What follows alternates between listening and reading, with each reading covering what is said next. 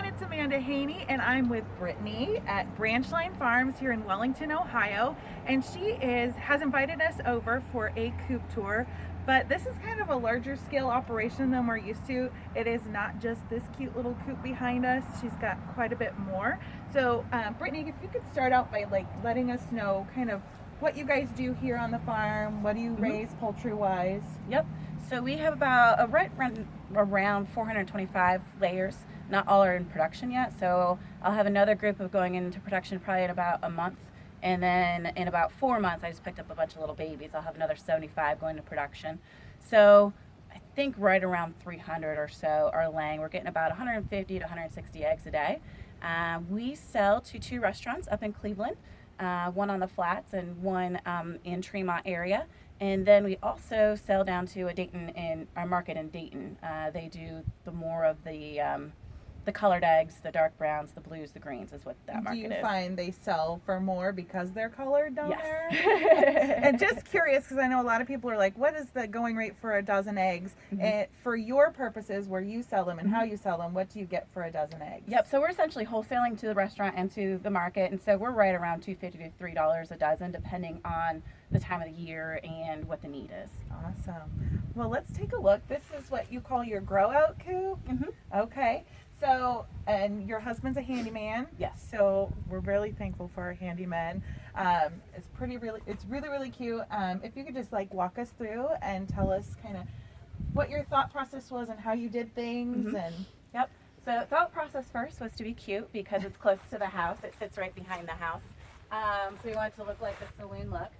But there's a couple different sections in the coop. So we have about an 8 by 4 foot section, and then another 8 by 6 foot section that we can grow out in. So in the smaller section, I can probably put in about 150 peeps up until about maybe 3 to 4 weeks old, and we move them out to the big barn. And then I have a few layers in the bigger section right now, but it can be overflow depending on where my grow out is in the big barn to how I need to move the chicks around so they have enough space as they're growing.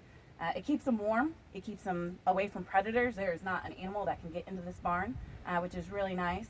And then it's a controlled environment as far as watching health and just make sure they're growing the way that I want them to grow and that kind of stuff. Wonderful. And I do see you have the square wire on the window, so nobody's getting in, plus another wood and glass window behind that. And then what's going on with the door? You have an option when you open your door. So depending on the weather, if it's a windy day, I can latch it here and still let the bigger girls out, or you can open up all the way and latch it down just so that wind doesn't take it. Again, depending on what we need for ventilation, what the temperature is, really the wind in this case. That's so nice to be able to adjust it for your needs. And I know we get a lot of wind in this area. Yep, and then there's a screen door, so the summertime it can just stay open. So they can be on the front porch sipping their lemonade and tea with the screen door. Exactly. Just gives a lot of options depending on the weather. And you're trying out the sand method. Yes, it's our first time using the sand. So with it, you need to add lime or diatomaceous earth because it doesn't eliminate the smell as good as sawdust. But I think it will stay a lot longer than sawdust, and you just kind of can rake it up and not have to clean it as often. Do you feel like it's a little less dusty so far? Yes, it is a lot less dusty than the sawdust, for sure. Awesome. Well, let's take a peek inside and just see what's going on in here. There's a few little babies in here still. They're hiding from the camera. They're camera shy. But I love how it's enclosed in this area, so there's no direct draft. You're using the PVC feeders, make life easier. I like how you use the big guns. So it's less feeding. That's typically we do that once they get a little bit bigger. They still have because they can't really reach that one yet, so they have a regular feeder right now. But once they get a little bit bigger, we'll start to use that PVC. Awesome. And you've got a grit station for your bigger girls. Yeah, grit and oyster shells for the big girls. Oh, I love They have baby grit mixed in their feed. So wonderful. Yeah. And I see that there's a fan up above because we do get that hot and humid weather in the summer. So it's always nice to have one just to turn on when needed. Exactly. And then have you always used this type of nest box? This is the first time I've used this one, and we don't use the rollouts because the eggs are just getting stuck, so they just use it like a normal nest box. Okay. And then is this your favorite? It is. The hens, they don't mess it as much as sawdust, and the eggs stay so much cleaner when you have just that just that fiber type bedding in there. Yeah. Excelsior. Yeah, Excelsior pads. This is if you order chicks from Meyer Hatchery, your babies are going to Exactly. come in that little nest material. Yep. Keeps them snug and warm, and like you said, it doesn't make such a mess. They can't scratch it out as easy. Yep, exactly. And I love how we've got ventilation here as well at the window, and then she's got little perches. But you found that they actually like perching higher, right? Yeah, they just perch on the So they're rafters. going to perch on the rafters. Well, I love it. Oh, there's some girls right there. So you mainly raise egg layers. Correct, What yep. is your favorite egg laying breed? Since you are looking for high production, what is your go-to breed? I do love the white Leghorns. They just produce a lot. We started with a bunch of Rhode Islands, and they're all right. They're just not the prettiest bird. I have a black Australorp right here. I like those too. The Barred Rocks are generally pretty good. But then we do a lot. I probably have about 200 colored egg layers. So just a mix between the Americanas, the blue layers, the green layers, the whole thing there. So Awesome. Wonderful. yeah. Well, let's take a look at your other setup Okay. over in the big barn. Yep. All right, so we're in your big barn, and you built this specifically for, you also raise cows and boar goats, Yep. and then all these chickens that we talked about previously. So once they are done in the saloon, which we just toured, they go where? They go to this back pen back there, and right now there's about 65 birds in there. I could probably do about 80, 85 for a few weeks, and then once they start outgrowing that, we open up that center gate, and then they have the run of both areas, and then once they outgrow that section, again a group of about 50 to 100, they're generally big enough to be integrated with the rest of the flock without any issues. And this is perfect. This is what we like to see with, smooth integration. When you get new birds or you're introducing new birds to a flock, you don't want to just put them right in. We talk about mean girls. Chickens can be mean, especially if they're different sizes, different colors.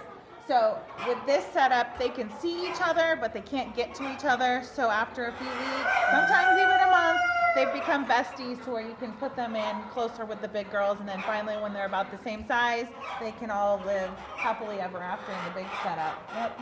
Awesome. So in the winter, do you ever have an issue with like freezing waters? Yep. So what we do is we use heat lights. Always clean, safe environment, high enough because there is a risk factor there. But we'll just hang a heat light right above here, so it gives that little extra heat to it. And I don't limit the water. I limit the amount of waterers.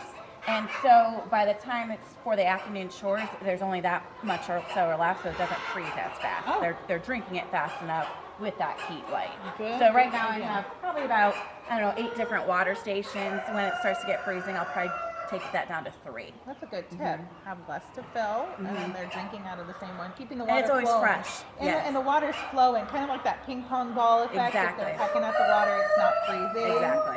And that seems to work on the big guys. And so we have so many chickens here, and I had asked previously if you are sustainable and that you like to have your hens hatch their own eggs. And you said it happens occasionally, but not on purpose. But where do you typically like to get your egg layers from? Do you like place a big spring order and get specific breeds? What's your go-to plan? It depends. If I'm looking just for production layers, I go to the Meyer $2 bin because it's right down the road, and it's a lot of fun just to pick those birds out. If I'm looking for specific colored layers, then I'll do a specific big order for just the colored layers. Awesome. Yeah, those big chicks, I mean, $2, and you can get anything from a Rhode Island Red Leghorn to a Blue Americana. So you Yeah, just that's never why I know. have some of those running around. They came from the bin. It's Yeah, like, they're pretty it's cool an looking. awesome surprise. And I see you do have the oyster shell and grit stations in here as well. Yep. Free choice. Yep. Wonderful. Yeah, there's a couple. We probably have 6 different stations in here for them. And how many eggs a day are you getting? About 150 or so, 140 to 150.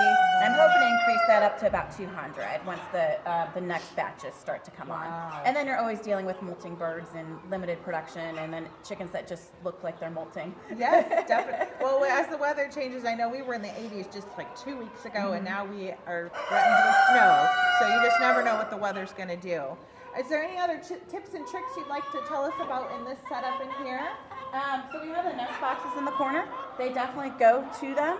But some chickens, they don't like that corner, so just having nest boxes in different areas, if you can, is very helpful to get all your eggs in one spot. I know we get the question a lot, how many nest boxes do I need for this many chickens? And you know, you just never know what your flock's going to do. Exactly. I have 8 boxes, but they choose to lay in one. Yes, I have, how many holes there? Probably 24?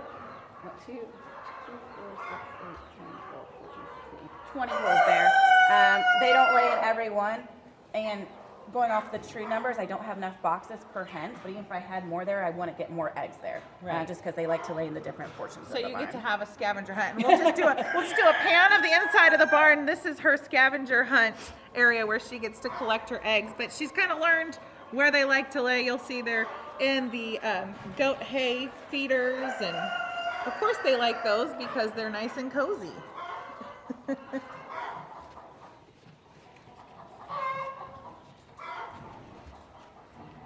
And then Brittany, you also said one perk to having your chickens in with the cows was what? Because you have these beautiful white cows. Yes, we raised some Charolais, which is my favorite breed, and they stay snowy white because the chickens are always scratching in their pen and just scratching up all the material, so the cows stay white. So they don't have wet spots. They're mixing up that straw. Exactly. So there's a perk to keeping chickens with your livestock there. I love that. And then since you are a production farm, your all-time favorite egg-laying breed? Oh, that's a tough one. I do like the white leghorns a lot. They're a consistent layer. Their egg is very consistent in shape and in texture quality. With some of the brown ones, you might get different roughness patches or not, or that white egg layer is very consistent that way.